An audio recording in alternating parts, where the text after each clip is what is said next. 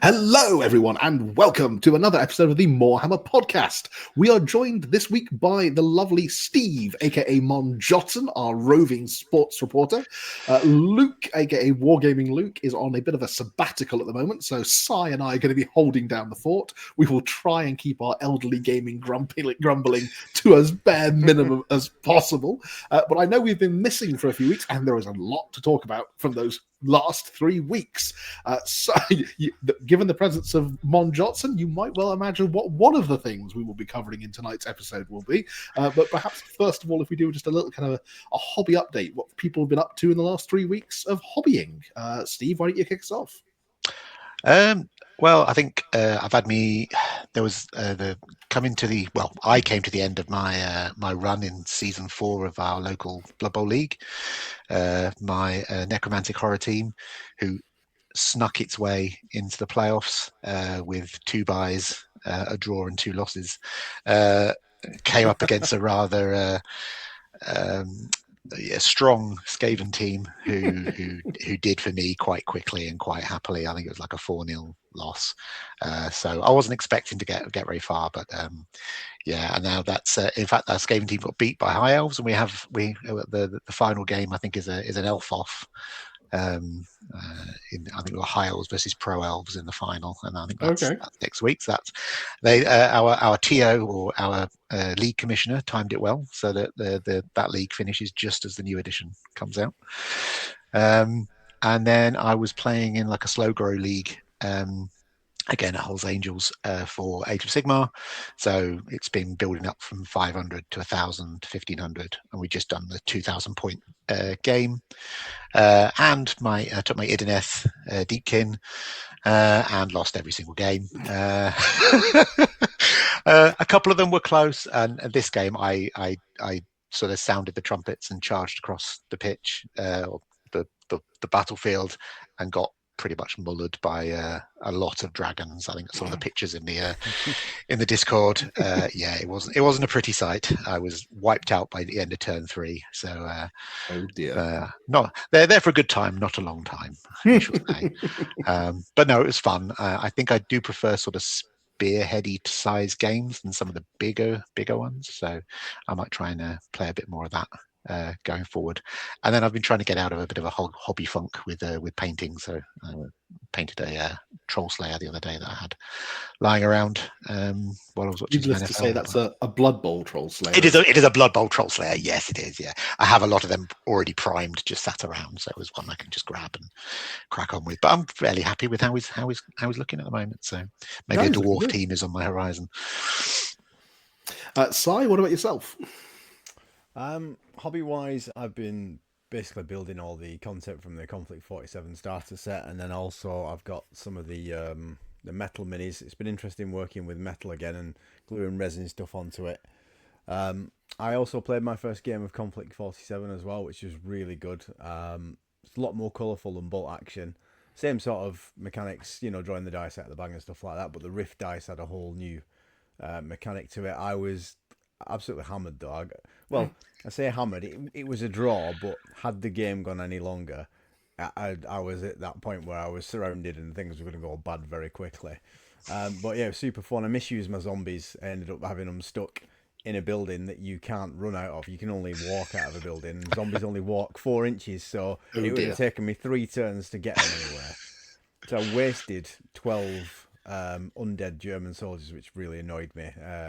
Didn't play quite well, but my tank, aka the can of Coca-Cola, which I used for a tank because Simon had forgot to bring one, survived multiple bazooka hits up the arse and somehow stayed in the fight and carried on firing its gravity thing.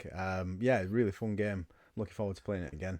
So all I've done in terms of hobby is build the stuff ready for that game, and then play my first game, and then I'm going to go to the club this week and watch another game being played just as a learning experience, I think. But that's really been about it in terms of hobby.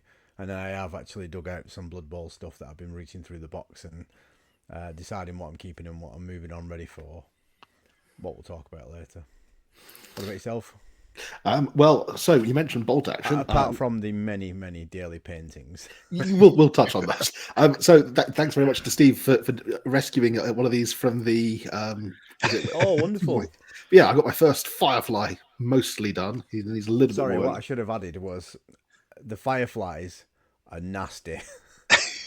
They can drop in and fire 2 shots from those bloody M1X Thompsons. And one of the American special rules is you can re-roll one of the.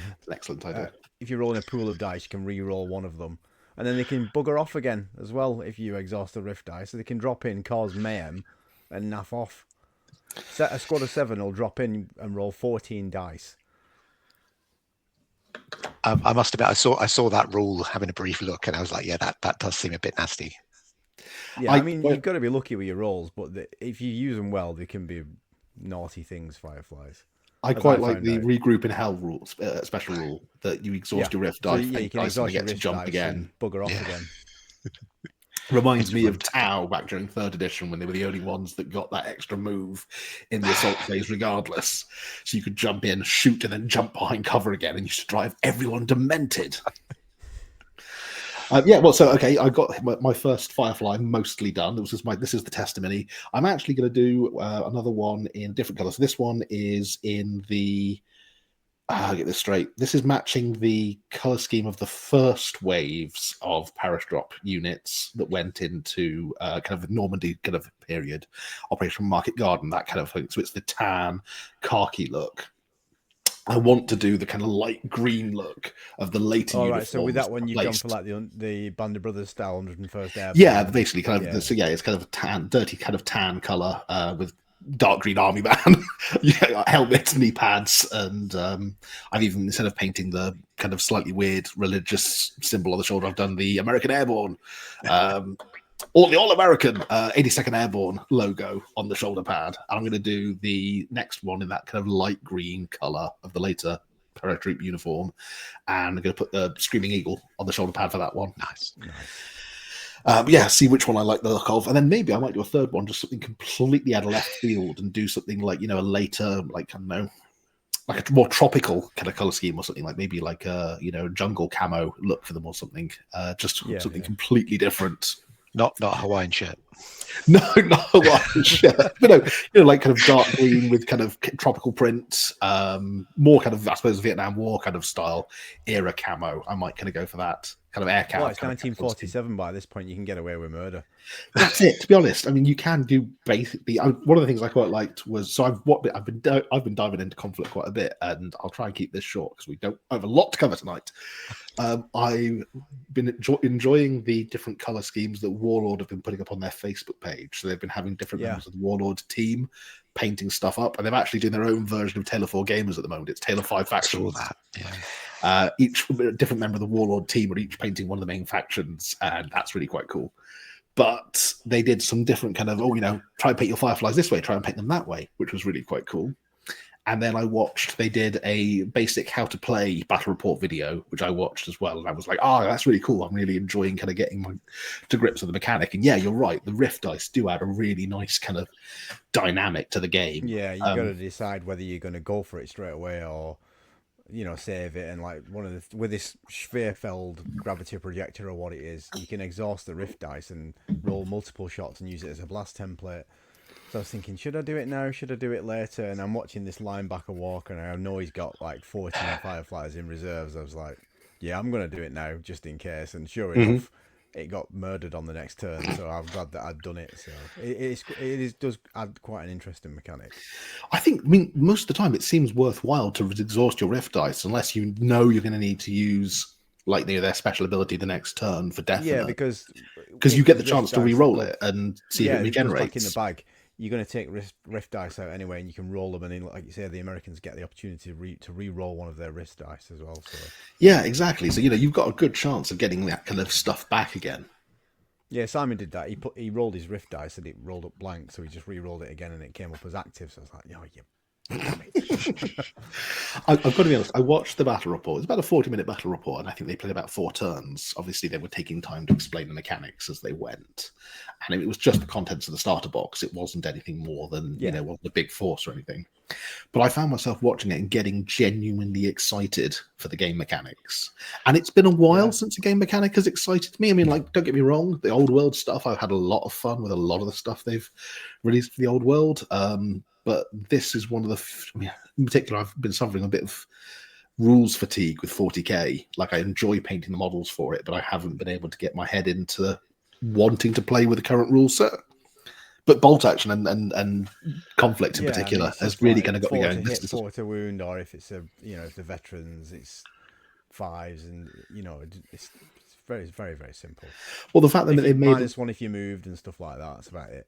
They made all the kind of the army lists available online, and I started looking at it and going, okay, so if I bought myself a box of like the US Rangers, I can make from that one box, I can make a rifle unit with, I can upgrade them to have, like a couple of bars in there and stuff. And then I can do a small sniper squadron to go with it. And then I can add, a bunch of fireflies as the core of the army. And it really starts to kind of build up an interesting force.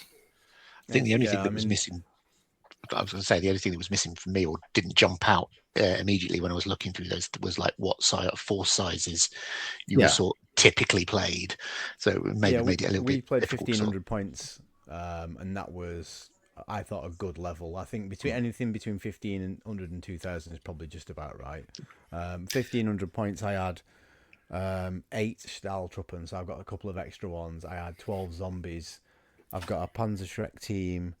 I've got an officer and 2 accompanying men in the the power armor, not the super power armor, the normal power armor. I've got the gravity projector, and I had a tank as well. So that was 1,500 points. It was enough. It's like 10 order dice and 7 rift dice, I think it is. Which, I mean, to be honest, as a points level, makes a lot of sense when you look at the guys behind the game. That's the points value that they pretty much designed fantasy to work at when they were making fantasy. That's the points value they designed 3rd edition and 4th edition 40k to work at. Yeah, I think 1,500 is quite a nice level. It's enough to give you a game in an evening, and with it's not going to take you from 6 p.m. till 10:30. It's quite good. And honestly, it's not going to cost you the earth to build either. No.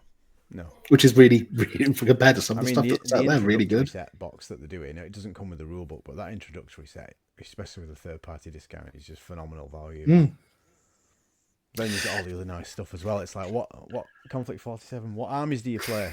Yes. That's the danger. That is absolutely the danger, because I keep looking at the Soviet forces as well and going, they're really quite cool. I love the aesthetic of their mechs. They're really kind of that kind of chunky, low tech. The new Walker that they've done, the Morat Dal or whatever it's called. There's an interesting interview with the maker of it. So they tasked him with designing a new light Walker, and he got really carried away, and he came up with that like chunky Walker, and he's like, yeah, it's not a light Walker anymore. This is now a Soviet Walker, because he just got really carried away and got excited. So it's quite good. Well, before we move on from the subject of conflict, one thing I will just mention, one of my all-time favorite movies, I think anyone who knows me will tell you, is Kelly's Heroes. It's by far one of the best war movies. It's just so much fun to watch. I've already got like a Kelly's Hero themed 40k guard army, loads of conversions in there to make them all the different characters. But I can't use most of it in 40k at the moment because they removed most of the options that I built the army around. But I keep looking at the kit that the Warlord make for Oddballs heroes, in particular the tank kit that they do. And it was when I realized that the loadout from Oddballs Sherman is almost identical to the Kodiak Walker or Grizzly, as one of the 2 bear type, exact same caliber cannon, exact same caliber like heavy machine gun mounted on the hull. And I kind of looked at it and went, those are 2 basically exact. The only thing that's different is the Walker also has 2 fists for punching. Smash. Yeah. And I looked at it, it's got 2 top hatches, and I could just have Moriarty and Oddball poking their heads out of the top hatches of a Walker, cover it in all the random bits of tat. And I'm really tempted to do what were Kelly's Heroes doing in 47? Causing mayhem. Yes. Anyway, let's move on from that. No, the other hobby stuff that I've been up to, I've been painting tons of scenery, to be honest. I've got some of it sat here next to me at the moment. Posted a bunch of pictures over on like the Facebook groups, the Discord and stuff. But yeah, I'm just working my way through my Necromunda scenery at the moment. So this is eventually going to be the Necromunda Tavern. This is going to be the Blind Snake, former Delac drinking establishment that's been taken over by the Escher. And yeah, I'm just kind of trying to get as much of my Necromancer scenery painted at the moment with a view to getting some games in on it. Awesome. Yeah, so that's kind of, I mean, putting aside my, like you said, many a day kind of crazy challenge project at the moment. If you're on the Discord, you need to have a look at all Ben's daily miniatures. So, it's not just Discord; it's everywhere, which is great because it means I I do vote multiple places. Carpet bomb the internet with it. Look at what I've painted. Praise me. So if that's hobby updates out of the way, then before we move on, just say don't forget you can watch and listen to us on Spotify now as well if you're not here on YouTube watching. But now, Ben, what is it time for? And now the news. Nice. Props. Very good. You've got to get your money's worth on the props. Yeah. Yes, there is just a little bit of stuff to cover this week. Let's see if I can do this correctly. Yes, there is a multitude of things we can talk about. One of the reasons our roving sports reporter is here. Yeah, I went back looking, and there's pages and pages and pages of a Warhammer community where so much stuff. Okay, yes, I can do this. It feels like there's been a lot of news and not a lot of reveals, if that makes sense. True. We've had a few models, but not not massively. Here we go. So this is the first thing we will hit up. We mentioned briefly previously Warhammer Quest was coming back to Age of Sigmar. They have slowly been drip feeding us the miniatures. I don't know if they intended to drip feed us the miniatures as soon as this, or whether the fact that a potato cam image got out there has forced their hand.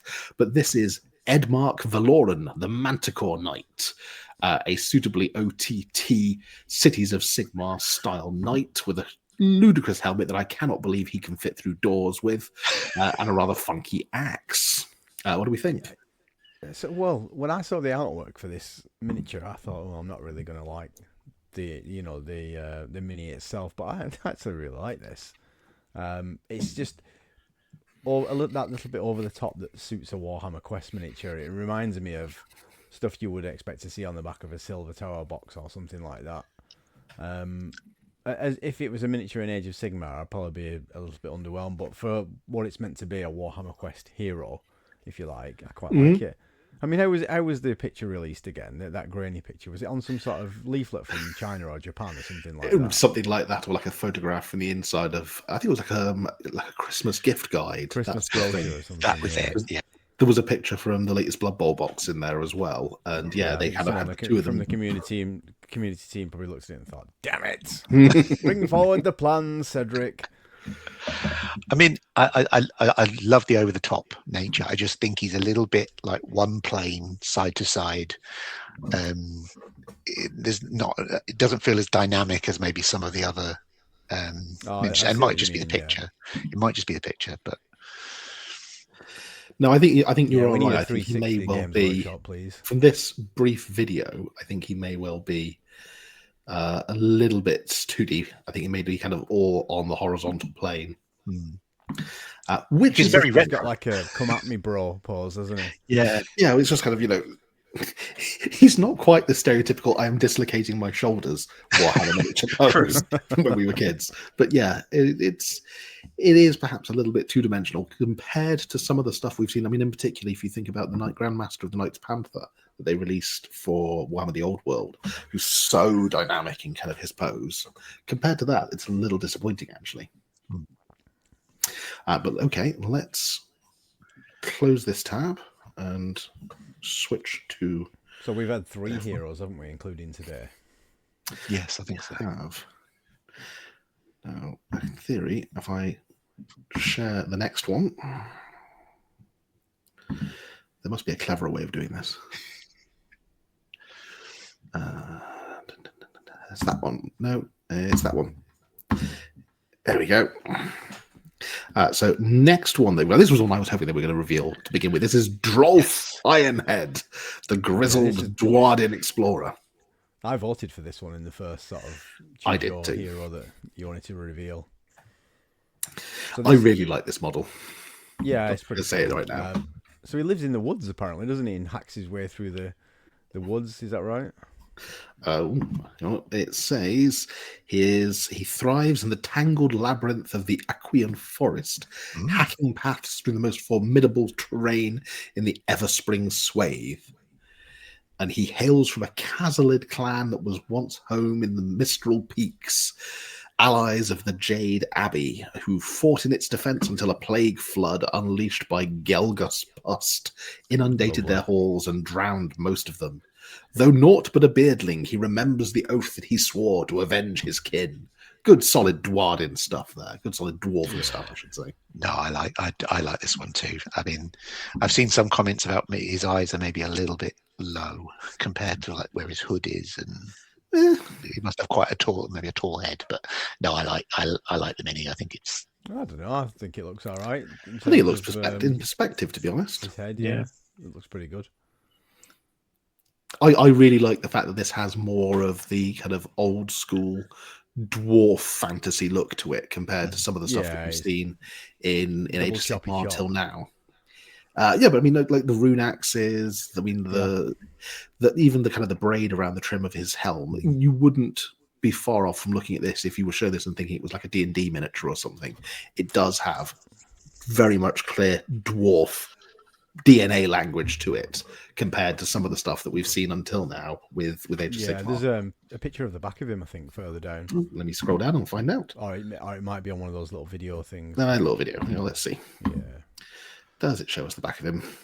Yes, there we go. There we go. Yeah. So it looks like he's got some sort of little blunderbuss pistol or something like that. Crossbow, I think. Something. Oh, is it a crossbow? I think it's a little like click, fold out crossbow. You can imagine kind of squeezing the trigger and little things spring up either side. Yeah. No, he looks really nice. So let's see if I can successfully share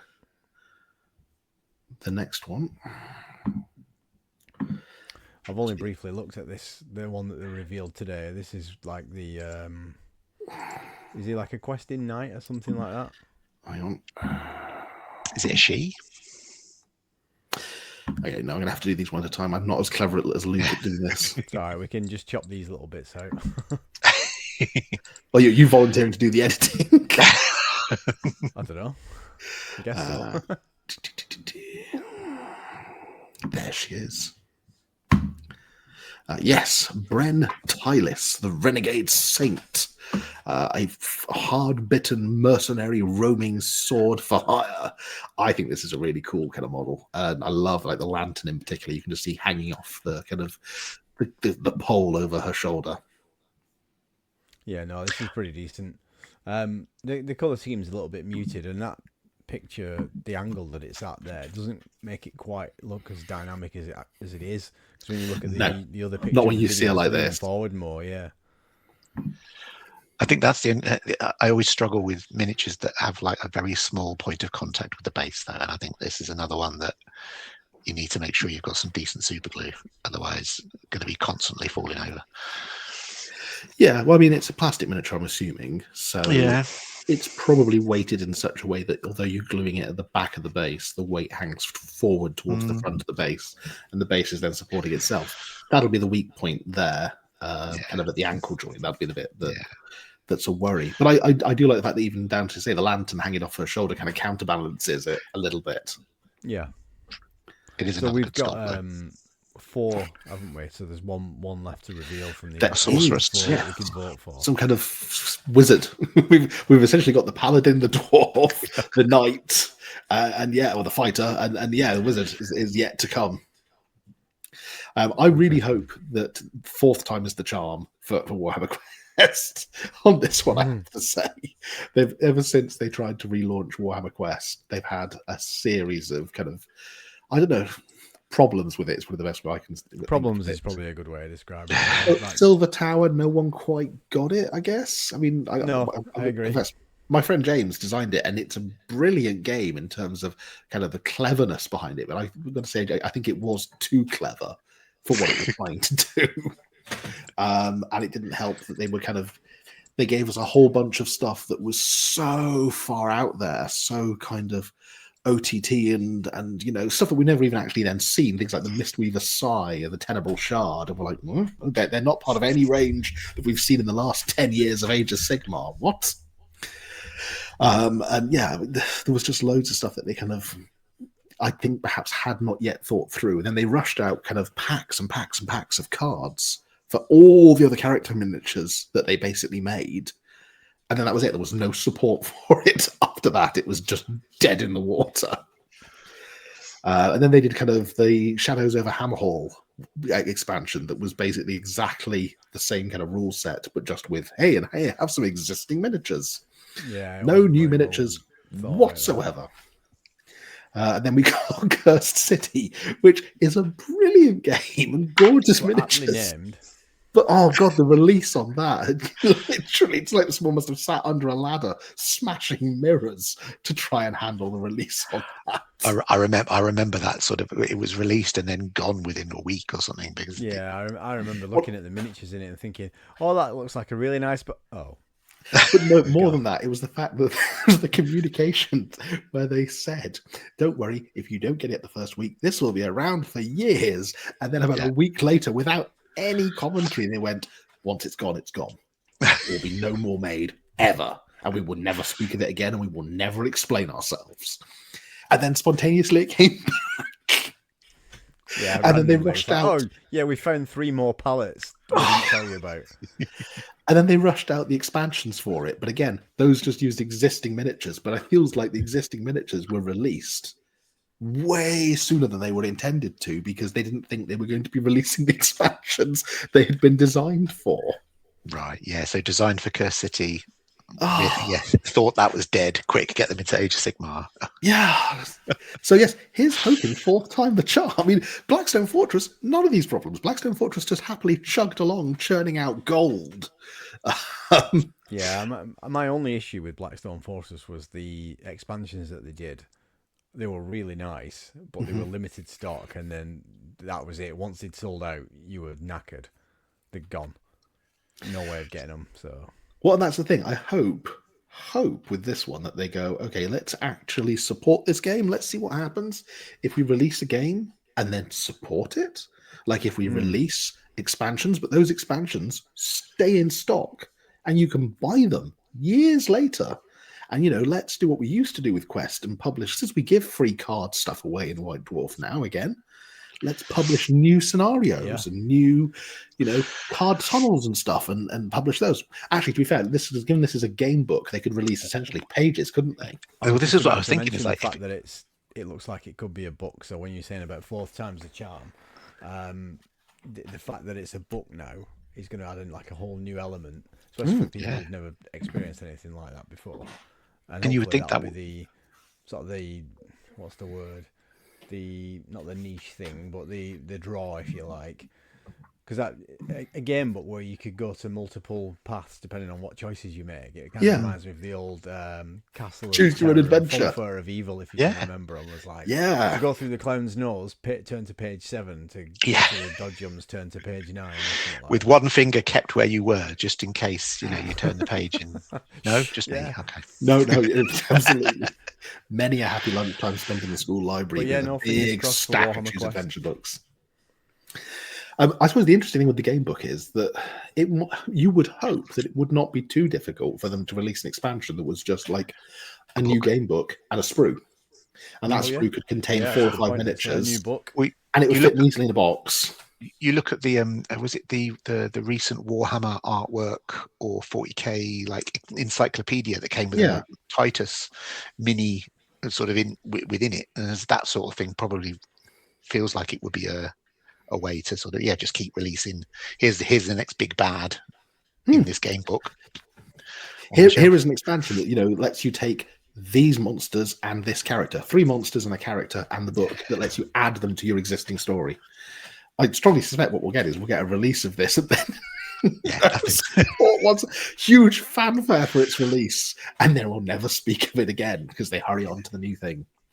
Speaking of hurrying on to the new thing, let's hurry on to the newest thing. I'm going to go to this little surprising entry, unexpected. We'd had the War of Cetra's Fury, but now it would seem we're going to get a whole bunch of new Marauders. Yeah, War on Ben's wallet. That should be the name of the Arcane Journal. Oh God, yes. No, the wait, find the Arcane Journal you just mentioned. There we go. The Raising of Westerland. This was a bit of a RKO out of nowhere again, wasn't it? It was like not announced at all. It was just like, boom, hello, here's some Chaos Warriors. Completely unexpected. I mean, literally, we had the War of Cetra's Fury. Then we got the second half of the Cathay list, and then suddenly, bosh! Oh, by the way, here is, and coming soon, Chaos Marauders, completely out of left field, and it's two completely new sets, and they are, frankly, gorgeous. Yeah, I think it might have been Mike on the Discord that said, I've never considered a Warriors of Chaos army before, but I'm looking at these Funkadron. And I thought, yeah, he's right. I've never looked at them before and thought, I want to collect Warriors of Chaos. I saw these and I was like, ooh, they're good.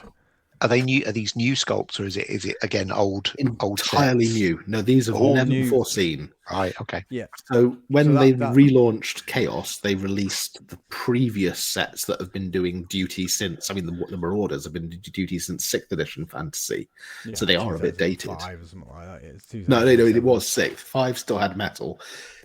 Pardon me. 6th, they released the plastic Marauders that we've been making do with ever since. Yeah, so that picture on the screen that shows them with the flails there, but I think there's one further up that shows them with the sword and shield, and I just thought, yeah, there you go, the guy in the middle.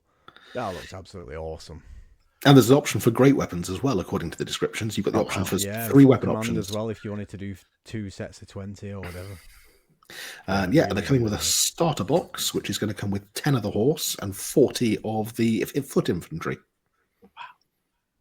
Yeah, they're good. So is it 50 miniatures in the battalion box? That's right, yes. So 40 infantry, 10 horse. And interestingly, they've confirmed today that these Marauders are on 30mm bases. So whereas previously the Arcane Journal has them on 25mm bases, these, because they are more kind of that Age of Sigmar style dynamic posing, are on 30mm bases. So I'm guessing Marauders will now be making a transition where you can have them on 25 or 30mm, and it's, depending which miniatures you're using. need some more fancy new transfers as well, I believe. Yeah, I think we just check and see if there's a picture of that on here as well. Gonna need some new movement trays. No, I think we can see one on the banner there. You watch Games Workshop start selling cheaper movement trays now, the plastic ones. I've got to say, these really do. I mean, especially coming on the top of the Dark Oath stuff that they released for Age of Sigmar not that long ago, about a year ago, I think we saw the new Dark Oath stuff, wasn't it? Or even maybe even less than that. These do have that kind of Age of Sigmar vibe to them. To me, they have that really kind of high detail. I suppose it's the same kind of level of high detail that the Cathay miniatures came with. Yeah. Compared theory to about what's coming after this. Okay. Let's hear your theory. Preview. Well, I think dwarfs are next. You think they're going to get new stuff for the dwarfs? Yeah, because some of those minis are really, really old. They are. I mean, that's one of the things I love about them. But I wouldn't be surprised if you were. I would be. I think you might be right. In particular, I think one of the things that we might get is plastic slayers. Possibly. Because we know they're dialing back the Fire Slayer side of things in Age of Sigmar, and the Metal Slayers are quite old. I mean, some of those Metal Slayers go back 30, 40 years. And I mean, they're like Marauder dwarves. they're back before company was called Games Workshop. But also, given that we've got the Slayer list that's just been published as part of the War of Cetra's Fury, it would make sense for them to go and, hey, since you're playing Slayer lists, here's a whole box of plastic Slayers that you can use. And there was just a couple of words in the preview article which we'll have a look at later, which I was like, oh, that's interesting wording, talking about mountains and things like that. So I was like, oh, could it be? Okay. Well, let's go to that. I now. might just be overthinking it. No, let's go to that now. Hang on, I'll bring it up. That's what most of my speculation is based on. Overthinking word here. Yeah. So literally earlier today, a single word and occasionally being right. The World Championships of Gods, how bizarre is that to say, of Warhammer is in Atlanta next month, and they've decided they're going to give us a nice preview. It'll be showing at 12:30 in the morning here, so not so nice, I suppose. Someone's we're having a late Friday night then. Yeah. But yeah, let's see. What do they say in here? Where's this mention of So mountain? we can smell a preview in the air, and then it's talking about the time that it's going to be on the Warhammer Championship. I think it's underneath where it shows what games. So it mentions that we're getting a big preview for Quest. Quest is going to be the big reveal. Then we've got 40k, Horus Heresy, The Old World, Age of Sigmar, Legions Imperialis, which is cool, and Necromunda. And then a bit further down, if you scroll a little bit down, there we go. We also have extensive live coverage here on Warhammer Community, including all the giant pictures of miniatures, so you can spend hours poring over the details of every pouch, buckle, and bubo. I don't know what a bubo is. It's see you back here. It's a nerdle thing. Yeah. With like a big zit. Right. With a mountain of new stuff. So. Giant pictures of miniatures. Could that be for Age of Sigmar? A hint, and then mountain maybe for dwarfs. I don't know. You might be right. I mean, again, I suppose theoretically, they want to separate the Age of Sigmar stuff from the Old World stuff. The plastic giant kit was originally designed for the Old World of Warhammer Fantasy. It's never really been a perfect fit for Age of Sigmar. We've got the gorgeous, kind of gargants, big stompy things that make part of Age of Sigmar now. Maybe a replacement gargant model for the more ale guzzler level, specifically designed to fit on a round base, Age of Sigmar style, which means that they can then completely segue off the old plastic giant kit back to the Old World. Maybe. Bubo is going to be a reference to the Nurgle stuff that we know in Warhammer Quest Darkwater. Yeah. Pouch and buckle is interesting. I mean, I'm not sure about that. I mean, that just might be just picking some generic words, but the fact that Bubo's in there, it sounds awfully specific. Aren't Fire Slayers due their next battle tome? Were they on like the I don't believe they've been on any of the roadmaps that we've seen. No. Let us know in the comments if I'm wrong in that regard. I was going to say, well, I'm sure there was not like a zoomed-in picture of one on one of them with a. But maybe I'm getting that confused with something else. Okay, well, while we're doing rampant speculation, what else do we think we might see for the other game systems on this then? 40k, I've got my theory is Red Corsairs. I think I've said for ages a new Huron Black Art, and this is before Valrak started banging on about Huron. So now he's started saying there's definitely a new model coming, and he's got someone on the inside, hasn't he? So if he's saying it's coming, it's probably coming. And he's also talking about more Red Corsairs as well, so not just Huron Black Art. And now we had a rumor engine the other day. I don't know if you saw it, and it was like a Terminator gauntlet clutching some Terminator on us. You know that you usually have the little jangly hanging off the armor, but it was like it had been ripped off some armor. And there was like fur just at the edge of the picture. So I'm wondering if it's maybe a Chaos Space Marine Terminator or a Red Corsair that's taking it as a trophy. I don't think it's Huron himself, because he should be holding his axe in his left hand. But no, it may not be Huron, but it could very well be like Chaos Chosen or something. Yeah, or a Red Corsairs champion that's just robbed that off a Space Marine. It's like, this is mine now. I'm going to trade this at the Blind Snake. Just to be completely contradictory, I did wonder whether or not this might be a Horus Heresy miniature, like whether this might be Space Wolves. Yeah, could well be the Horus Heresy. Yeah, could easily be as well. Or it's completely going to come from left field. It's actually a Warhammer Fantasy Chaos miniature who's just very lost and very confused. No, you could be right. It could be a new Cataphractii Terminator character, because they're on about redoing all the Cataphractii stuff, aren't they? So true. So maybe could be Abaddon. The Traitor Legions. Could be a new plastic Abaddon for Horus Heresy. Go back to this tab. What else do we think is going to come into this? And what about Legions Imperialis? What do we think we might see for that? That's interesting, because we've just had a massive book announced that's consolidated all the army lists into like one nice book, and updated points values, and it's almost like a catch-all book. So the only thing I can think of for Legions Imperialis is a new army, but what? More Dark Mechanicum stuff? more Mechanicum stuff, more Dark Mechanicum stuff would probably be my guess. Because we've just a lot of new Space Marine stuff, haven't we? We've got the Mastodons and things like that. This is true. So I think you're right. Probably more Dark Mechanicum and Mechanicum bits and bobs. Maybe some more Solar Auxilia as well. I'm going to throw something completely out of left field and say that they've been listening to our podcast and it's going to be tiny plastic Primarchs for Christmas. Oh, can you imagine? Here is your advent York, calendar. Somewhere in York, there's just been a little explosion. You'll be happy if that's the case. That would be funny if it was. Old World, I'll guess dwarfs. You think dwarfs? Yeah, I think so. I'm genuinely at a loss. We've covered all of the major kind of release, albeit I've got a grumble that some of the miniatures still haven't been released for some of the armies. We still don't, for example, have harpies. If you've got a Beastman or a Chaos Warrior army, you have no harpies. There is no model you can buy to represent those in your game aside from like the Age of Sigmar weird flying beast things, which don't fit properly on square bases. Is there any more new armies that could maybe make an appearance, maybe start teasing for next year? Well, we know Kislev is coming at some point. I'm still hoping that it's going to get a second round for all the other armies. So we've had a second round for Khemri, you had a surprise second round for Chaos that we weren't expecting.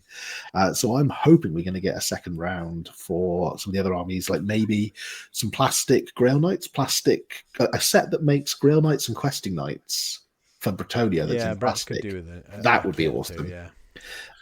And equally, if they then want to revisit like the Empire, and we finally got like a plastic halfling box or something, that would be really, really cool. If they went, hey, here, have a whole bunch of have the moot unleashed upon you, I'd be a very, very happy man. Or here's another possible surprise. This is a complete left fielder: plastic war wagon.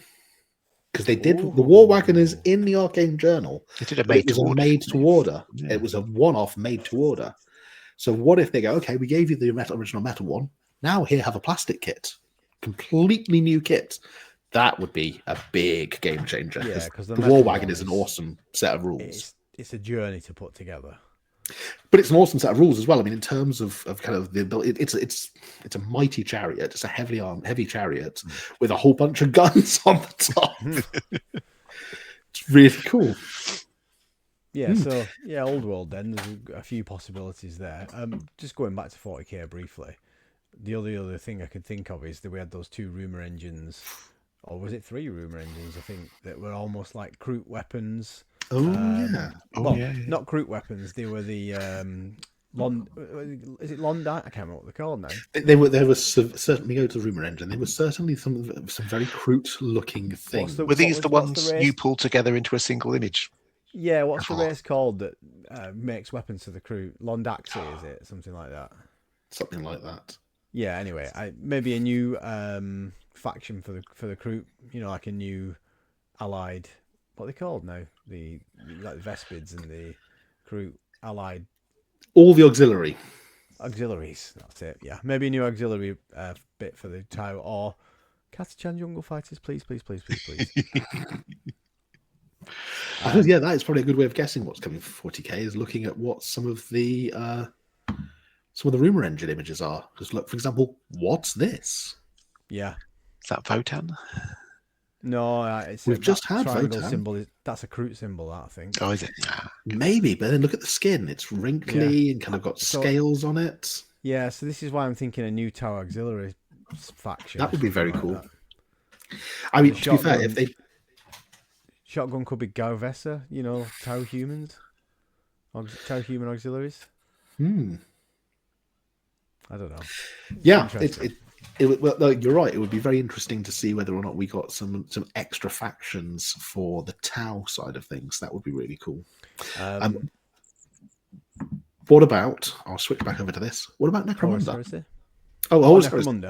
No, yeah, let's do Horus Heresy then. We'll finish off on this on Necromunda. What do we think Horus Heresy wise? Horus Heresy, I think we're going to get a new version of one of the old Primarchs, like Lorgar or something like that, because some of them they need updating, don't they? I mean, yeah, the Angron one's the oldest model, but it's also, I still think, very iconic. I mean, we've got the kind of the Demon Prince version of Angron that they released as well. Yeah, the pre Ascendance Angron's all right. Still, it's very dynamic, isn't it? He's literally just chopping his way through Space Marines. But the Lorgar one is the Lorgar one is pretty Victor dynamic. Meldrew in power armor. Yeah, it's. I mean, I don't think the paint job helps, but it's not the No, best. but still. That could definitely do with an update. But then again, there's more plastic heresies supposedly coming, isn't there? I think new Cataphractic Terminators is a possibility. Yeah. Or they'll just do it. Here's another new tank. Here's another new thing. Yet more tanks. Here's a Saturnine Command Squad to spend your money on. I don't know. Yeah. It could be anything, really. Okay, what about Necromunda then? Because we've just had the update for the Enforcers to bring them up to full strength as a kind of full gang. They've had their kind of House of book, and the Squats have had their House of book as well. We've also had the same thing for the Ash Wastes. On the assumption that everything is still sort of evolving around Hive Secundus. So we had the Vansar Tech Hunters team, didn't we? That delved into the. We did into the Hive Secundus. So maybe they're almost like a second gang for Vansar, aren't they? Yeah, I mean, you can use the tech specialists in your Vansar gang, or you can take a gang that's composed of like a Spira and a whole bunch of them. Yeah, so I'm thinking maybe one of the other main houses, like Orlok or Delac or someone like that, gets a new box of whatever the equivalent of Tech Hunters would be for the Orloks or the Delac. So start doing in the same way that I suppose the Tech Hunters are a supplementary insert for Vansar. Start doing the same thing for the other 5 houses. Yeah, exactly. Or maybe it can be. It might be more Malstrain stuff. I don't know. Or it could go completely different. Say we're done with Hive Secundus now. We're off to XYZ place. I was going to say, is there much sort of come out of the Hive Secundus, as in like building a Malstrain gang, or being able to sort of build something to take from there? They covered it really well in the Book of Desolation, to be fair. The Book of Desolation gave you essentially like 4 gangs that you could play, because you got the Secundan Incursion gangs, which was take a Spira plus a House gang or an Enforcer gang. You got the Malstrain gangs running them purely as kind of Gene Stealers and Hive Scum and Brood Scum and stuff. You also got the option of doing a Corrupted gang, so taking like a House gang, like I've done with my Vansar, for example, and mutating them with adding Gene Stealers and stuff to them and adding Scum. And then, of course, you got the Spiras as well. So you got 4 gangs out of that box, out of that book. It does sound like then they've ticked a lot of that stuff off then. I mean, where... Yeah, maybe. Yeah, do they start looking elsewhere?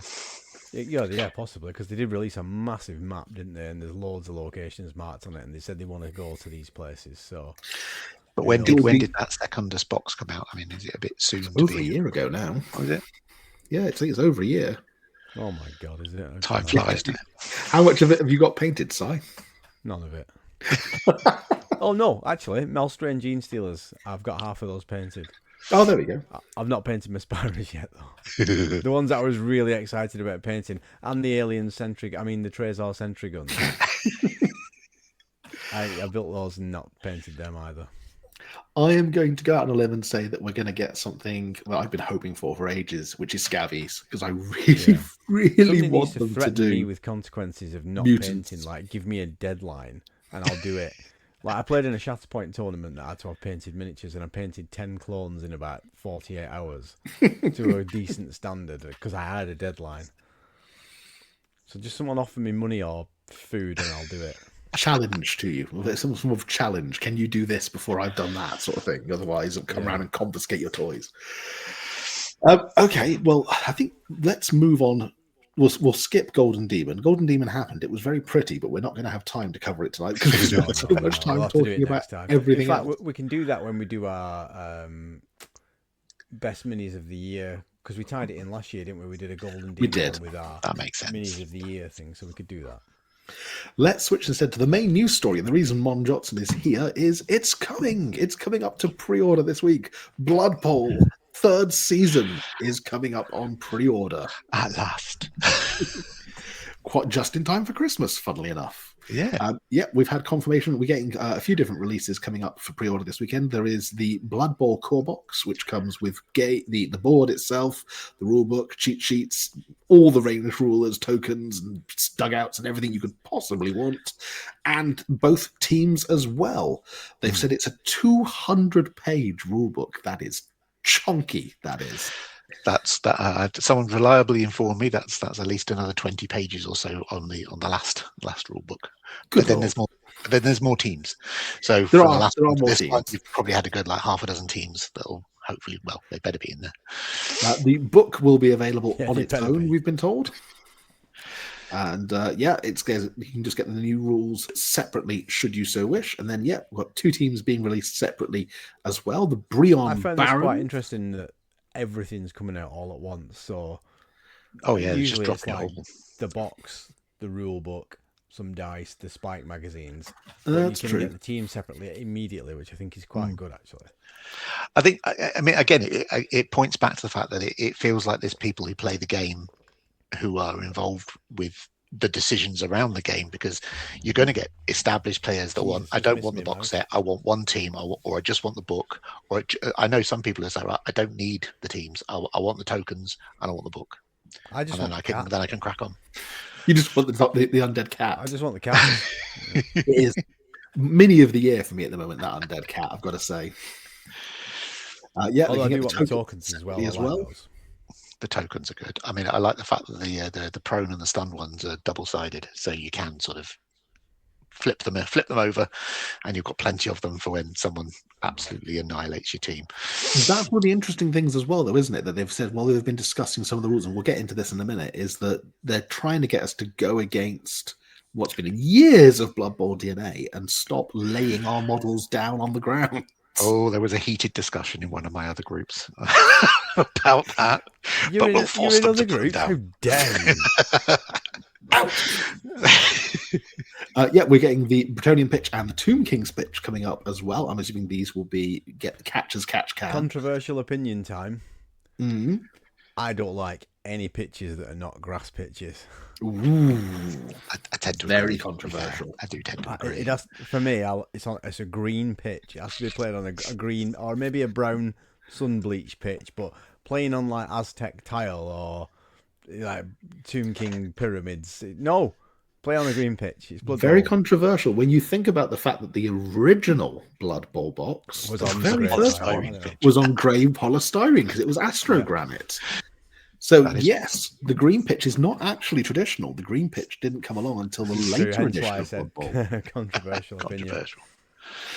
Team reference cards, and then just quickly getting through them all. Separate dice sets, and I mean the cards magazine great, as well. The problem is they're about as much use as handbrake in a canoe, aren't they? Because these just get overwritten with changes almost immediately. Yeah, hopefully I don't know.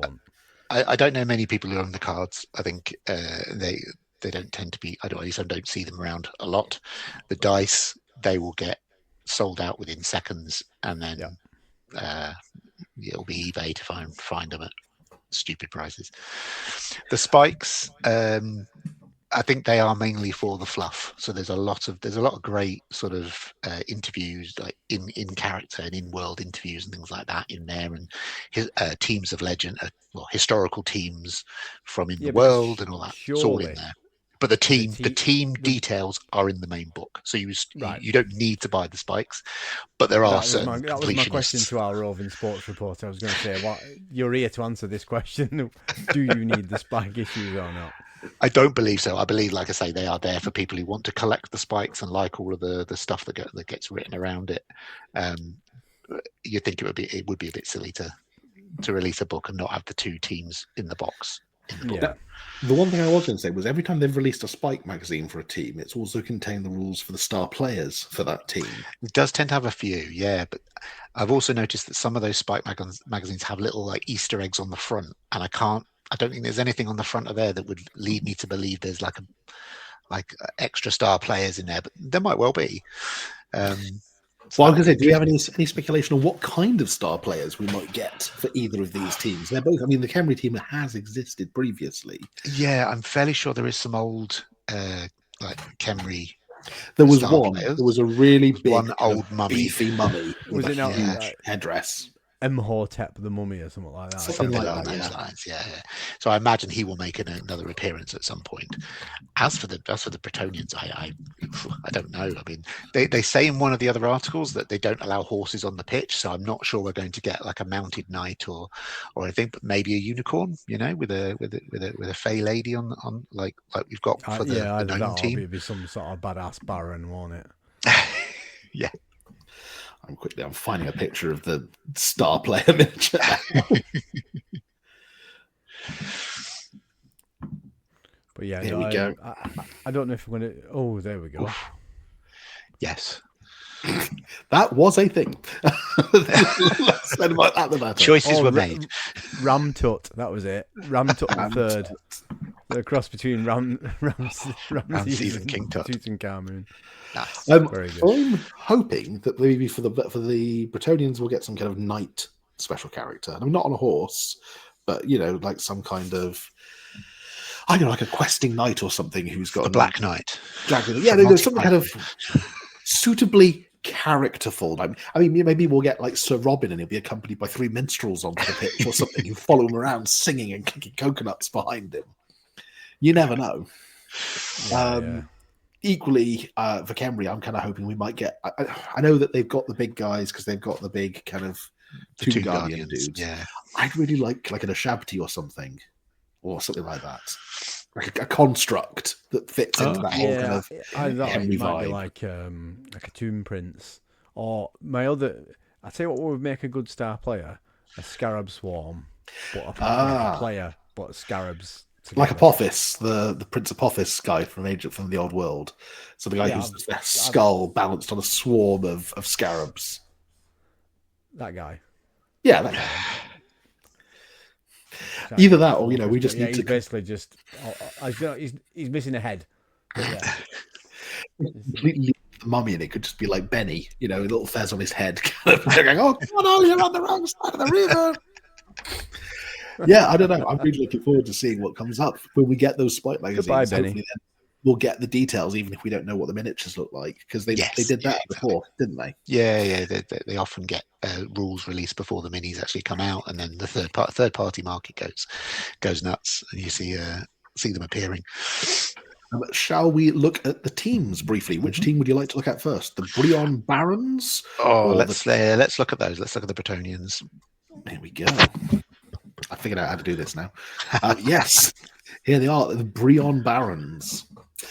These are just amazing ones. I love the fact that one of them's got a blood bowl in his heraldry on top of his hat. There is so much character in those minis. Talk to us about the rules, though, because you've had to kind of quick look at some of the rules reveals that they made in there. Brief look, yeah.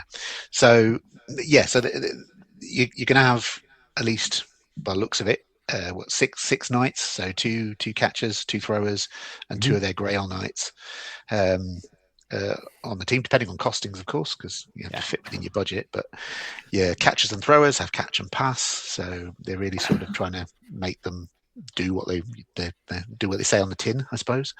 And with Nerves of Steel, it means that they're not having to, they don't get restricted by tackle zones on them, so you can mark them as much as you like, but they are throwing on a 3+ or whatever their 4+, stat is, whatever their stat is, no matter what, and then they're catching on it as well. So it does make them harder to interfere with that passing game, which I think is, from everything I've read, it does feel like they're trying to get that passing game back into it, because not a lot of people, unless you're an elf. It's something that's gone missing, hasn't it? Yeah.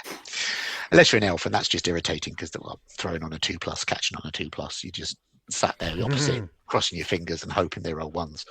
I love Dauntless. I like Dauntless as a skill for the knights, being able to sort of, they're on a quest, they're out to take on the biggest monster there and roll some dice and see if you can take them out. So interesting. And then they mentioned that the squires The Grey Knights get block, and they've got steady footing as well. Yeah, and the squires are quite cheap as well, aren't they? I imagine they will be, yeah. And I think, have they got wrestle? They do, yes. They Yes, said that the squires get wrestle, which to represent the "let me help you there, my lord," diving on them. Exactly. Go and sack someone. But that steady footing rule is going to be interesting. I can see it. It won't come off nine times out of 10, but you can guarantee legends will be written of the time where you've got a player with fend, which allows you to stop your opponent following up, and they knock you down, knock you over into a square. You use fend to stop them, and then you roll your steady footing, and you're still stood up, and you can skip away to the end zone quite happily without Which is being nice molested. that it kind of reflects that 6-up ward save that the blessings of the lady give them in the old world as well, which is quite a nice kind of carryover. They do actually mention some of the abilities. So passing ability of a 3-up on the knight throwers. Yeah. And I'm going to guess, therefore, that a 3-up catch perhaps for the catchers. Quite possibly, yeah. Well, yeah. I think catching is normally your agility. So yeah, three or 4 plus, but. Yeah, and movement 7 as well, so they're not slow. It's definitely going to be. Which is interesting for lads in big suits of armor. Yeah, they are quite fast for being weighted down. I would assume that the armor value on the knight throwers and catchers will be lower than the armor value for the Grey Knights. Yeah, so the Grey Knight's got 10s, so they're quite heavy. So yeah, maybe it's lighter armor for the throwers and catchers. I can see these being quite a popular team. With them being in the box, you're going to see them everywhere, and they're going to have the Bretonnian mirror match probably a lot over the first few years. I'm definitely getting a copy of this box, and I'm very tempted. I know, obviously, there's a new thing now of trying to paint all Bretonnian armies the same way. I want to paint every knight a different heraldry, and have the most chaotic-looking team possible on the pitch. Do maybe like a squire to match each knight, so you'll have one knight and one squire each in matching heraldry. I mean, and it looks like there's only 12 miniatures in the box in the sprue, so it's not one of the bigger teams. So I will imagine they'll be priced accordingly to try and make sure you. Yeah, they're very much going for what's in the box is what you can feel. Well, that's one of the big changes is and again, some of the forums, some of the Blood Bowl communities on Facebook have been having meltdowns because they can't take 4 gutter runners anymore, or they can't take their 4 elven catchers. And Good. The sky's falling, and everyone they're changing my game. But it's a new challenge. It's something training different. Wheels are gone. Well, exactly. But yeah, it means you don't have to. It makes it easy for someone to get into the game. Is like you don't have to say, yeah, you can buy this box, but then you also need to go to eBay and try and find 2 more gutter runners. But you also need 2 more blitzers. Exactly. And I think that can be nothing but good for the game to try and bring more people into it. To be fair. And it doesn't stop local team event organizers from going for this event. You know, we are waving. You can take extra positionals or whatever. Yeah, no, I mean you can write whatever you want into a rule pack for a tournament. I think, there might be some stipulations from the NAF, but I think it's all a game at the end of the day, isn't it? It's there to have fun with. Let's take a quick look at There's a nice equivalent team in the box, and look at that. Ben clicked it as I was saying it. It's like let's take a look at the Nakara Nightmares. Yes. So again, lovely models. Talk to us about a bit about this team, is please. The team that's really I'm excited for. Yeah, so they're look at that. Very back to cheap linemen. So the cat. Yeah, there's the cat. Thick skull, so they are going to be. It might be easy to knock down, but they'll be difficult to get off the pitch. Regeneration, so you'll get knocked hard down, to kill. Pick it up again. Throwers again, sure hands, so it means that you're not gonna. You should be able to pick the ball up or hand off the ball, I think, potentially. And a 3-up passing ability again. 3-up you can re-roll, can't you? And 3-up passing as well, same as the Bretonians, which is interesting. Which is good. 9+ armor, so again, relatively tough to stick around, and then block on the blitzers. So one of, if not the best skill in the game, keeps you standing upright. And then you've got the massive Tomb Oh. Guardians, which I think you can have up to 4 of, which... Yeah, strength 5, 10 up armor, but they do have decay. Decay, yeah. So +1 modifier to casualty rolls. So They can only move 4 though, so they're slow, aren't they? They are slow. So yeah, a good team, you should be able to outpace them, and it will be down to how they're played by the person playing them. Is like either keeping them tight and moving them as a block, to try and slow you down. Brawler, that was one of the big changes. Brawler allowing them to re-roll a block dice. Both down. Yeah. So if you get both down, you can re-roll. Which should hopefully keep going. Point out, so obviously the idea is that originally these were one of the first teams to play Blood Bowl back in the day, and they've all been mummified. But of course, the only other teams that realistically would have been around back then is the Lizard Men. So the hieroglyphs has a tiny little chameleon skink catching the ball. Interception. Yeah, but how cool is that? It's a lovely little nod. I mean, there's lots of good artwork dotted around these. Again, all the articles, all the books are going to have beautiful artwork in. I think I'm a big fan of the cartoon style humour that comes with the Blood Bowl articles anyway. So yeah, more of that the better. Well, I'm looking forward to seeing when this goes up for pre-order, how much it's going to come in as a price. What do we think price-wise this is going to clock in at? I'm hoping for under 100. Yeah, that would be nice.